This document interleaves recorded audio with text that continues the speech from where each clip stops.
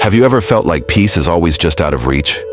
Like no matter how many books you read, how many meditation apps you try, or how many self-help gurus you follow, it never quite lands. You're not alone.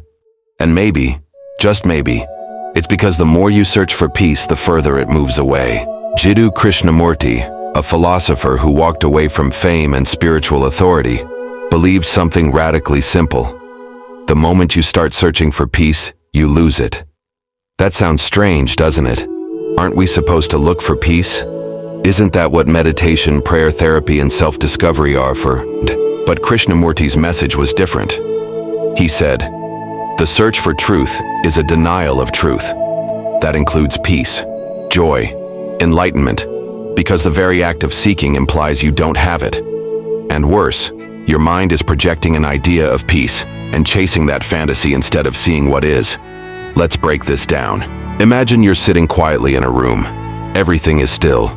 There's no sound except your breath. But then a thought pops in. Am I peaceful yet? And just like that, the peace is gone. That's what Krishnamurti meant. The moment the mind interferes, compares, judges, or reaches for a certain state, it creates conflict. And peace can't live in conflict. He wasn't against meditation or stillness. In fact, he spoke often about silence. But for him, true silence is not something you create by effort.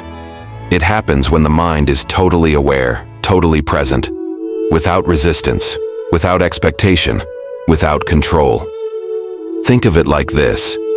If you're chasing a butterfly, it flies away. But if you sit still, quietly, it may come and land on your shoulder. Peace is like that. But here's the trap we all fall into.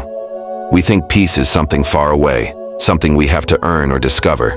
So we chase it, through religion, through success, through relationships, even through spiritual practices.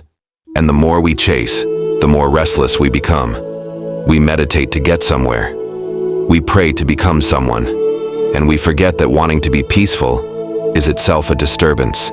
Krishnamurti once said, "To understand the immeasurable, the mind must be extraordinarily quiet, still, not forced, not made still by discipline or control, but still through deep awareness." Now that sounds hard, maybe even impossible. How do you stop seeking when your whole life has been about becoming? Becoming better, becoming wiser, becoming peaceful. But here's the insight that shifts everything. Awareness is enough. Not judgment, not effort, just awareness. To see the anxiety, to watch the thoughts, to feel the urge to escape, and not move, not fix, just see. Most of us don't really observe. We react, we label, we escape.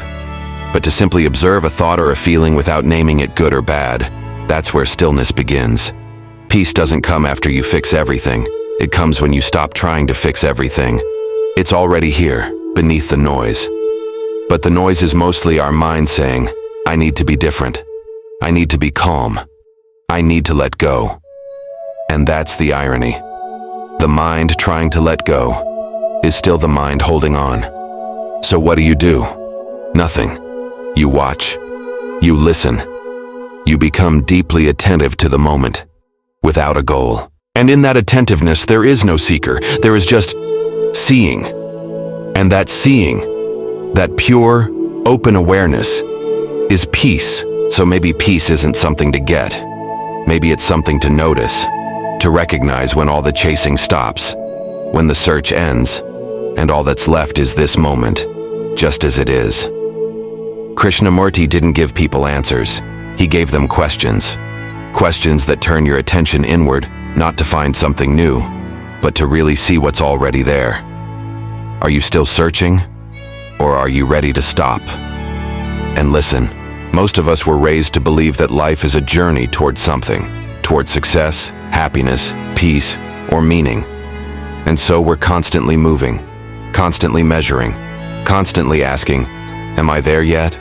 But Krishnamurti challenged that entire mindset. He said, truth is a pathless land, which means there's no roadmap, no method, no technique that guarantees peace or freedom.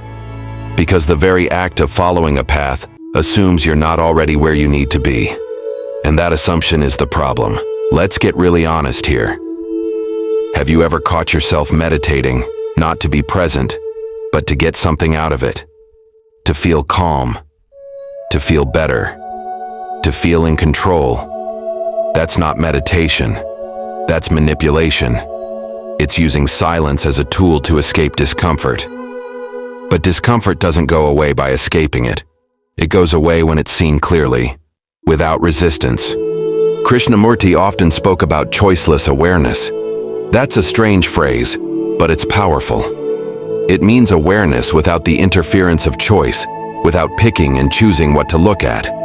No, I like this feeling, I don't like that one. Just being with what is, fully. And in that space, when you're not trying to control or change the moment, something surprising happens. The mind begins to quiet down, all on its own. Not because you forced it, but because you're no longer fueling it. Think about how much energy we waste trying to become something, to become peaceful, to become centered, to become spiritual. But becoming is just another form of conflict, because it means you're not okay with what you are right now. And here's where Krishnamurti's insight hits hard. The moment you fully accept what you are, your confusion, your restlessness, your overthinking, the struggle ends. Not because you solved it, but because you stopped fighting it. That's real peace, not the kind that comes from chanting a mantra or visualizing a waterfall, but the kind that comes from facing reality without fear. And yes, that can be uncomfortable, because sometimes what's real is messy. Sometimes it hurts. Sometimes it's boring or restless or uncertain. But if you can sit with that without running, without distracting yourself or trying to improve it, then you start to taste something very rare. Presence. Stillness. A kind of quiet that doesn't depend on the outside world behaving a certain way. Krishnamurti said, "It is no measure of health to be well adjusted to a profoundly sick society." And yet most of us are trying so hard to be normal, to do what everyone else is doing to find peace. But maybe real peace doesn't look like what you were taught. Maybe it's not in a cabin in the woods or on a yoga mat. Maybe it's right here, on your couch, in traffic, at work, when you're fully awake to the moment without wishing it were different. You see, seeking is always future-focused. It says, "I'll be peaceful when I finish this, when I heal, when I let go, when I figure things out." But life is only happening now. And if you're not peaceful now, in this breath, in this body, in this mess, then when? What if nothing needs to change for you to feel peace? What if peace isn't something you arrive at, but something you remember? Krishnamurti wasn't trying to start a movement. He didn't want followers. He wasn't offering a brand or a method. He just wanted people to wake up to their own minds, to see how we create suffering by always chasing something, by always running from what is. And maybe, just maybe, when the chase stops, peace shows up. Not because you earned it, not because you worked for it, but because it was always there. You just never noticed. So here's the invitation, not from a guru, not from a book, but from your own awareness. Stop. Breathe. Don't try to change anything. Don't try to get anywhere. Just watch, just feel, and notice. What's here when the seeking ends? Maybe. That's peace. So, where does this leave us? Not with a step-by-step guide, not with a new technique, but with something far more valuable. An invitation to be deeply present with your own experience, to stop running, to stop fixing, and most importantly, to stop seeking. Krishnamurti never told people what to believe. He didn't want followers or admirers. He wanted people to observe, to question, to see for themselves what's really going on beneath all the noise of ambition, identity, and spiritual effort. And what you may discover, if you're willing to sit with the discomfort, is that peace doesn't come through effort. It comes through understanding. It comes when you stop trying to become something and just allow yourself to be what you are. That's not easy. In fact, it may be the hardest thing you ever do, because it means letting go of the idea that there's somewhere better to get to, that there's some future version of you that will finally feel okay. But here's the truth. You're not broken. You don't need to be fixed, you just need to see clearly. And clarity comes when the mind stops grasping for answers and starts listening, truly listening, to the moment. When that happens, even if just for a second something shifts, you realize that peace isn't some faraway prize at the end of a long spiritual journey. It's already here, underneath the seeking. Always has been. It's in the sound of your breath, in the space between thoughts, in the quiet presence of simply being. So maybe the most radical thing you can do, the most honest, the most human thing, is to stop, not give up, not run away, but to truly stop and look. That's what Krishnamurti pointed to again and again. Not towards some mystical state, but to this moment, seen clearly, without resistance, without trying to make it anything other than what it is. That is where peace lives. Not in effort, not in becoming, but in being. Thanks for watching, and wherever you are, I hope you give yourself permission, not to chase peace, but to notice it, because it may already be closer than you think.